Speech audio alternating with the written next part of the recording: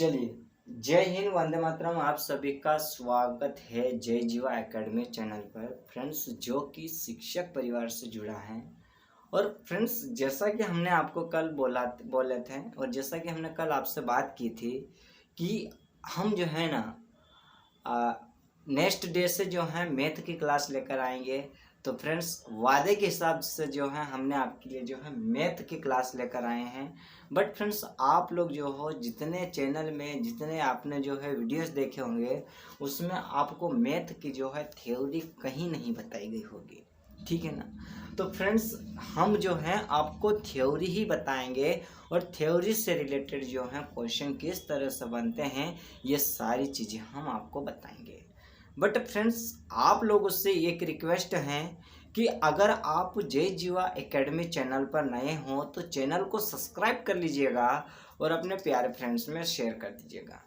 आपको जो है ना फ्रेंड्स, मैथ पढ़ने में इतना आनंद आएगा, इतना परफेक्ट हो जाएगा कि आप जिंदगी भर नहीं भूल पाओगे कि किस तरह से जो है मैथ पढ़ने के नियम होते हैं, किस तरह से जो है मैथ को सोल्व किया जाता है। आप सोच रहे होंगे कि आप जो मैथ ले रहे हो तो मैथ के क्वेश्चन आंसर कहाँ है, क्वेश्चन कहाँ है जिसको आप सोल्व करके बताओ। तो फ्रेंड्स, सोल्व जब किया जाता है जब उसके नियमों को पता होता है। क्या होता है? जब उसके नियमों का हमको पता होता है, उसके बाद जो होते हैं क्वेश्चन लिए जाते हैं और क्वेश्चनों के हल निकाले जाते हैं, ठीक है। तो जैसे ही हमने लिया है, हमारे पास जैसे फर्स्ट जो यूनिट है, टॉपिक है, मतलब यूनिट हमारे पास कौन सा है, तो संख्या पद्धति यानी कि नंबर ऑफ सिस्टम। ध्यान से समझिएगा, ध्यान से पढ़िएगा, आपको अच्छे से समझ में आएगा। बट हम संख्या पद्धति से हमारा जो टॉपिक लिए हैं, संख्याओं के प्रकार। आप सोच रहे होंगे कि संख्याओं के प्रकार से कहाँ से क्वेश्चन आते हैं। तो फ्रेंड्स, वो भी हम बताएंगे कि संख्याओं के प्रकार, इससे जो है ये जो टॉपिक है, इस टॉपिक से कैसे क्वेश्चन आते हैं, ये भी हम आपको बताएंगे। बट आपको जो है हमारे साथ शुरू से अंत तक हमारे साथ बने रहना है, बीच में जो है भगना नहीं है। आपको जो है 3 चीज़ें ओपन करके रखनी है। 3 चीज़ें कौन कौन सी है वो आप अच्छे से जानते हो, ठीक है। देखिएगा, ध्यान से देखिएगा। हम ले रहे हैं कि नंबर मतलब क्या है कि नंबर ऑफ सिस्टम यानी कि संख्याओं के प्रकार। तो नंबर ऑफ लेवल क्या है? नंबर ऑफ लेवल मतलब संख्याओं के प्रकार। अब देखिएगा, जैसे संख्याओं के प्रकार हमने आपको बता दिए कि ये हमारा टॉपिक है। बट टॉपिक जो है तो संख्याएं जो होती है वो कौन कौन सी होती है, आप लोग जो है कमेंट करके बताइएगा कि संख्याएं जो होती है कौन कौन सी होती है। या आप कमेंट करके बताइएगा संख्याओं के प्रकार कितने होते हैं, या आप बताइएगा। बट हम भी आपको बताएंगे, चिंता मत करिएगा। आप कोई सी भी एग्जाम की जो तैयारी करते हो ना फ्रेंड्स, ये जो नंबर ऑफ सिस्टम यानी कि संख्या पद्धति से जो है आपको एग्जाम में क्वेश्चन देखने को मिलेंगे ही मिलेंगे, ठीक है। इसीलिए हम आपको कहते हैं कि थोड़ा ध्यान से पढ़िएगा। अब देखिएगा, जैसे हमारे पास हमने लिए हैं संख्याओं के प्रकार से, हमारी जो पहली संख्या है वो प्राकृतिक संख्या। कौन सी संख्या है? प्राकृतिक संख्या। अब प्राकृतिक संख्या किसे कहते हैं, या प्राकृतिक संख्या है। मान लो, जैसे मैं आप लोगों से इसी में से मैं क्वेश्चन जो है आप लोगों से पूछ लेता हूं कि प्राकृतिक संख्या को दर्शाया जाता है किससे? बताइए किससे दर्शाया जाता है। आप लोगों के साथ ऑप्शन भी हम शेयर कर देते हैं। ऑप्शन हम दे देते हैं ए बी सी और एन। क्या है? A B C N. अब आप लोग जो है आंसर बताइएगा किससे दर्शाया जाता है। और यही तो है मैथ की लॉजिक, यही तो है फ्रेंड्स। अगर ये जो सारी चीजें नहीं पढ़ेंगे ना तब तक हमें मैथ नहीं आएगी, ये बात आपको याद रखनी है। और आज तक आपने ऐसी वीडियो नहीं देखी होगी जिसमें मैथ की पूरी थ्योरी आपको बताई गई होगी, ठीक है। बट हम बताएंगे, पूरी थ्योरी जो इसकी होती है वो हम बताएंगे, और हर टॉपिक के ऊपर जो है हम क्वेश्चन करके है भी आपको बताएंगे, ठीक है। क्वेश्चन भी देंगे, क्वेश्चनों को सोल्व भी करेंगे, ठीक है ना। तो देखिएगा, जैसे हमारे पास दी हुई है कि प्राकृतिक संख्या। अब प्राकृतिक संख्या क्या है, तो ऐसी संख्याएं जो वस्तुओं के गिनने के काम आती है उन्हें हम प्राकृतिक संख्या कहते हैं। जैसे आप कोई सी वस्तुओं को गिनते हैं, जैसे 1 से लगा के 1000 तक या 2000 तक या 100 तक या 50 तक आप कोई सी भी वस्तुओं को गिनते हैं, ठीक है, उसको ही तो कहते हैं प्राकृतिक संख्या। किसको कहते हैं प्राकृतिक संख्या? जो हम वस्तुओं को गिनने में जो हम प्रयोग करते हैं 1 2 3 4 5 6 7 8 9, उसको ही कहते हैं प्राकृतिक संख्या। लेकिन प्राकृत संख्या को जो है फ्रेंड्स किससे दर्शाया जाता है? तो प्राकृतिक संख्या को जो है n से दर्शाया जाता है। अब आपसे पूछ ले कि प्राकृत संख्या नहीं है 1 2 3 0, क्या नहीं है? प्राकृत संख्या नहीं है। तो फ्रेंड्स प्राकृत संख्या जो ये प्राकृतिक संख्या जो होती है वो 0 नहीं है। क्या नहीं है? 0 नहीं है। देखिएगा, जैसे एग्जाम्पल के तौर पे हम ले लेते हैं, तो एग्जाम्पल जैसे हम जो ले रहे हैं, तो देखिएगा n इक्वल में क्या दिया हुआ है कि 1 2 3 4 5 मतलब अनंत तक जाती है। जहां तक आप मतलब उसकी संख्याओं को गिनना चाहो वहां तक आप गिन सकते हो। किसी वस्तु को आप जहां तक गिनना चाहो वहां तक आप गिन सकते हो। बट इसमें जो है आपको 0 कहीं से नजर आ रहा है क्या? नहीं आ रहा है। तो यही तो है फ्रेंड्स। और क्या चाहिए आपको? तो आपका जो है प्राकृत संख्या से 2 क्वेश्चन बन गए। प्राकृत संख्या को किससे दर्शाते हैं? तो n से दर्शाते हैं। और प्राकृत संख्या नहीं है तो जैसे आपको ऑप्शन में देखने को मिल जाता है 1 फिर 3 फिर 5 फिर 0। तो कौन सी नहीं है फ्रेंड्स? तो 0 नहीं है। कौन सी नहीं है? 0। अब देखिएगा आगे की संख्या, देखिएगा पूर्ण संख्याएं। कौन सी है फ्रेंड्स? पूर्ण संख्या। अब पूर्ण संख्याएं क्या होती है? पूर्ण संख्या को किससे दर्शाते हैं ये भी तो हमें देखना पड़ेगा। तो ये देखने के लिए जो है थोड़ा ध्यान से पढ़िएगा कि यदि प्राकृत संख्या में 0 को शामिल कर लिया जाए तो जो संख्याएं प्राप्त होती है वे पूर्ण संख्या कहलाती है। अब देखिएगा प्राकृतिक संख्या में हम 0 को शामिल नहीं कर रहे थे, लेकिन हम पूर्ण संख्या में क्या कर रहे हैं? 0 को शामिल कर रहे हैं। और जिस तरह से हम प्राकृत संख्या की बात कर रहे थे ना, उसी तरह हम पूर्ण संख्या की भी बात कर रहे हैं। बस इसमें क्या करना है? 0 को शामिल करना है। किसको शामिल करना है? 0 को। अब पूर्ण संख्या को हम किससे दर्शाते हैं? तो पूर्ण संख्या को हम W से दर्शाते हैं। किससे दर्शाते हैं? W से। ठीक है, समझ में आया होगा। अब आगे देखिएगा पूर्णांक संख्या। आप सोच रहे होंगे कि सर आप ये थ्योरी पढ़ा रहे हो तो आपको जो है आप क्वेश्चन के सोल्व कब करोगे? तो फ्रेंड्स थ्योरी पढ़ने से ही हमको जो पता चलता है कि कौन सी संख्या क्या होती है और कौन सी संख्या क्या नहीं होती है। और आप लोग भले कितने भी आपको जो है सवाल आते होंगे करते, बट अगर आपको ये सारी चीजें पता ही नहीं होगी तो आपको मैथ पढ़ने का कुछ भी नॉलेज नहीं है, कुछ भी नहीं है। आप मैथ पढ़ रहे हो ना तो आपको इतना सा भी नहीं आता है अगर आपको इसका नॉलेज नहीं है तो। ठीक है, अब आगे देखिएगा। अब जैसे हमारे पास आती है पूर्णांक संख्या। तीसरी कौन सी होती है? पूर्णांक संख्या। पूर्णांक संख्या क्या है उसको थोड़ा ध्यान से देखिएगा। तो पूर्णांक संख्या तो प्राकृतिक संख्या शून्य तथा ऋणात्मक संख्याओं के समूह को ही क्या कहते हैं? पूर्णांक संख्या। ये जो पूर्णांक संख्या होती है फ्रेंड्स, ये पूर्णांक संख्या इसमें जो होती है ऋणात्मक होती है। कैसे होती है? ऋणात्मक और धनात्मक दोनों होती है। जैसे एग्जाम्पल के तौर पे हमने लिए हैं कि जैसे हमारे पास ये क्या है? 0 है। क्या है? 0। 0 से हम जो है इधर ले रहे हैं हम माइनस में, इधर ले रहे हैं हम प्लस में। और इसको जो है ना दर्शाते किससे है? पूर्णांक संख्या को हम z से दर्शाते हैं। 2 से नहीं दर्शाते हैं, z से दर्शाते हैं। ठीक है, जब हम इसके जब क्वेश्चन आंसर करेंगे ना तो आप लोग को बहुत अच्छे से समझ में आएगा। ठीक है ना। आगे देखिएगा, अगली हमारी जो संख्या होती है वो सम संख्या। अब सम संख्या से आप समझ गए होंगे कि सम संख्या वो संख्या होती है जिससे 2 से क्या है? पूरी तरह से विभाजित हो जाती है। सम संख्या कौन सी होती है? जो मतलब स्वयं से या किसी और मतलब दूसरी संख्या से क्या हो जाती है? विभाजित, मतलब पूरी पूरी कट जाती है। क्या हो जाती है? पूरी पूरी कट जाती है। जैसे देख लीजिएगा कि 2 से विभाजित होने वाली प्राकृत संख्या सम संख्या कहलाती है। किससे विभाजित होने वाली? 2 से। अब सम संख्या को किससे मतलब दर्शाते हैं? तो फ्रेंड्स ई से दर्शाते हैं। किससे दर्शाते हैं? ई से। ठीक है, अब जैसे मान लो ये 2 है, अब 2 को जो है 2 से भाग दीजिएगा। 2 1 2, पूरा मतलब जो है भाग चले गया। अब इसी तरह हम देख लेते हैं 4 में 2 से भाग दीजिएगा। 2 1 2, 2 दूनी 4, फिर 2 1 2, पूरा चले गया। अब जो है हमारे को जैसे 6 दिया हुआ है, 2 से भाग दीजिएगा, 2 तिया 6, 3 एकम 3, चले गया पूरा पूरा मतलब भाग चले जाता है, उससे हम सम संख्या कहते हैं। जैसे कि एग्जाम्पल के तौर पे हम लेते हैं 2 4 6 8 और ये अनंत तक ऐसे चलती रहती है, ठीक है।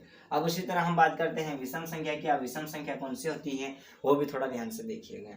तो वे प्राकृत संख्या जो 2 से क्या नहीं हो सकती है, विभाजित नहीं हो सकती है। क्या नहीं हो सकती है, 2 से विभाजित नहीं हो सकती है, मतलब 2 से भाग पूरा नहीं जाता है।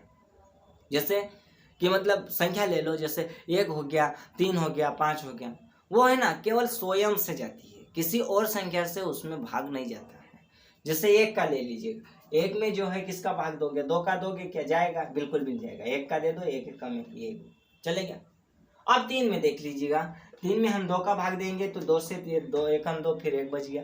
तो हम इसमें जो है 3 का 3 में भाग दे देंगे, 3 एकम 3, एक बार, मतलब स्वयं से जा रही है, किसी और से नहीं जा रही है, ठीक है। ये आपको समझ में आया। अब देखिएगा आगे का जो प्रकार देखिएगा, तो आगे का हम लेते हैं कौन सा हमारा है, तो ये जो है फ्रेंड्स अगला हमारा जो प्रकार है वो कौन सा है, देख लीजिएगा आगे, है ना।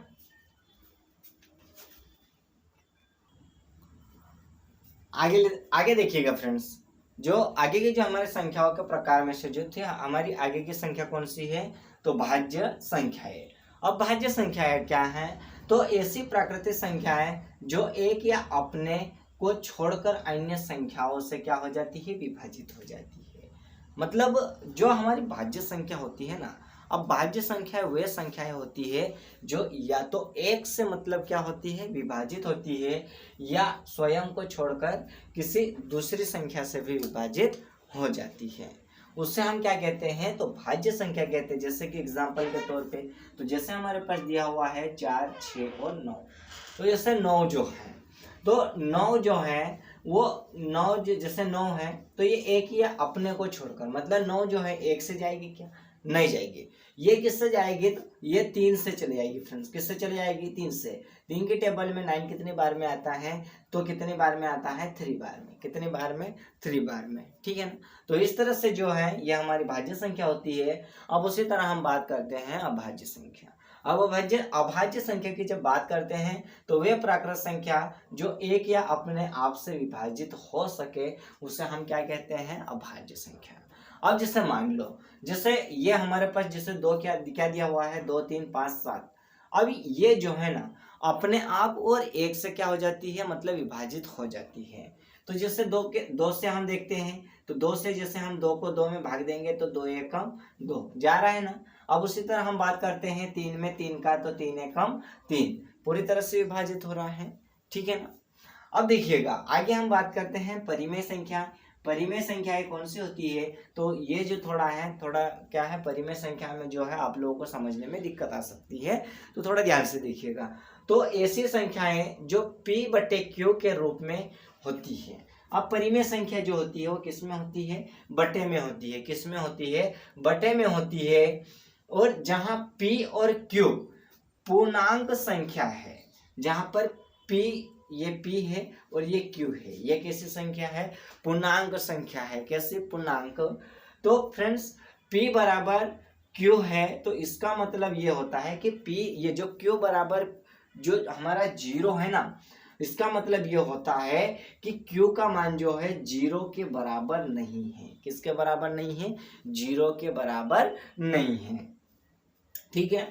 अब परिमेय संख्या को Q से दर्शाते हैं। परिमेय संख्या को किससे दर्शाते हैं, तो Q से दर्शाते हैं। जैसे एग्जांपल के थ्रू हमने लिया है, तो 5/7, 8/9, 4/7 और 0, फिर 7/9 इत्यादि, ठीक है ना। अब उसी तरह हम बात करते हैं अपरिमेय संख्याएं। कौन सी, अपरिमेय संख्याएं। अब अपरिमेय संख्याएं कौन सी हैं, तो परिमेय संख्याओं को छोड़कर जितनी संख्याएं होती है वो कौन सी होती है, अपरिमेय संख्या होती है। कौन सी संख्या को छोड़कर, परिमेय संख्याओं को छोड़कर जितनी भी संख्याएं होती है वो कौन सी होती है, अपरिमेय संख्या होती है।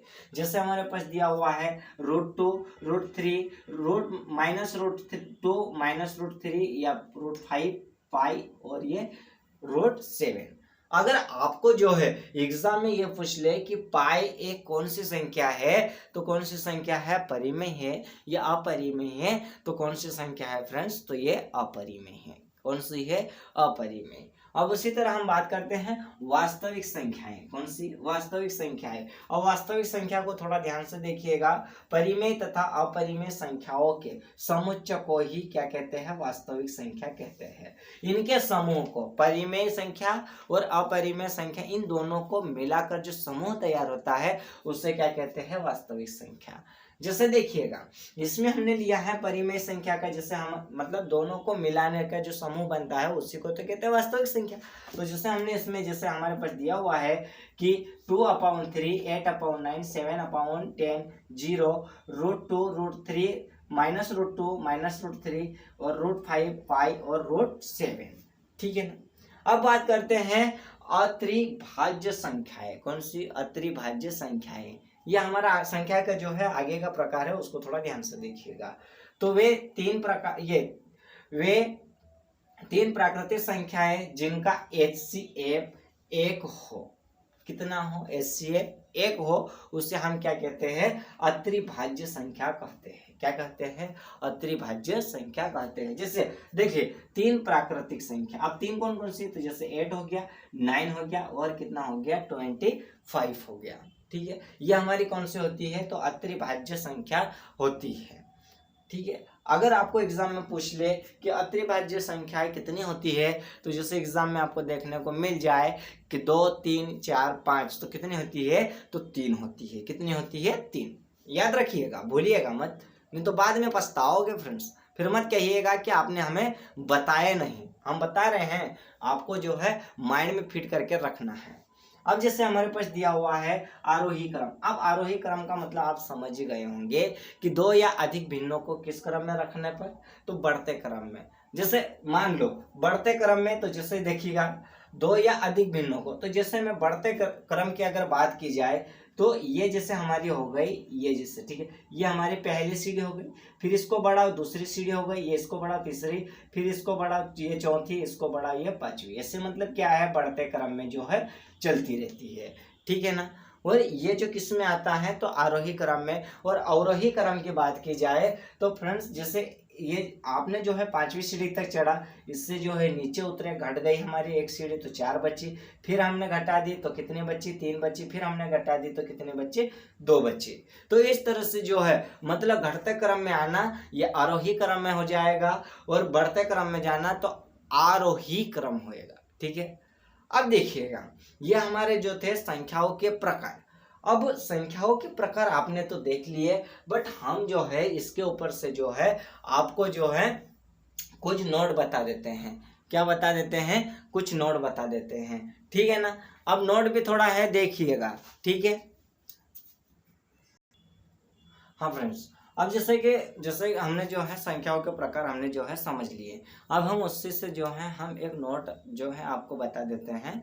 तो नोट हमारे पास ये दिया हुआ है कि जैसे एक न तो क्या भाज्य संख्या है और ना ही कैसी है, अभाज्य संख्या।